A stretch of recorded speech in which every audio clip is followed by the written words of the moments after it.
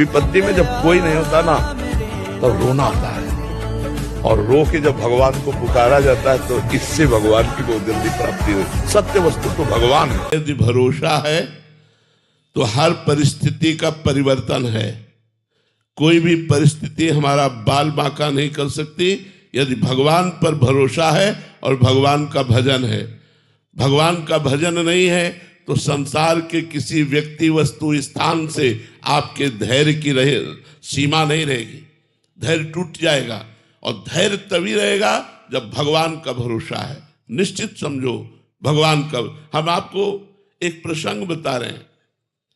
महोबा से वाराणसी जा रहे थे, तो महोबा में जिस भगत ने टिकट लेके दी वो विशेष हमारा कोई परिचित नहीं था, ऐसे ही श्रद्धालु।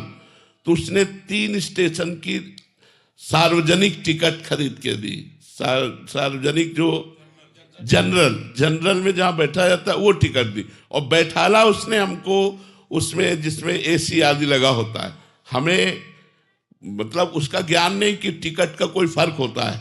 इतने में थोड़ी दूर ही ट्रेन चली कि पूरा फोर्स चेक कर रहा था।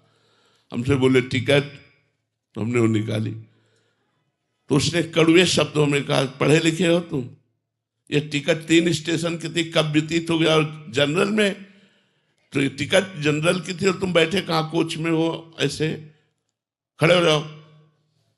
अब हम तो भगवान के सहारे खड़े हो गए। हमको तो कोई ज्ञान था नहीं कि अब उनको तो अपनी वर्दी का और अपने उसका भाव था ही, वो अपनी सेवा कर रहे थे। ठीक है, उनका डांटना भी ठीक था।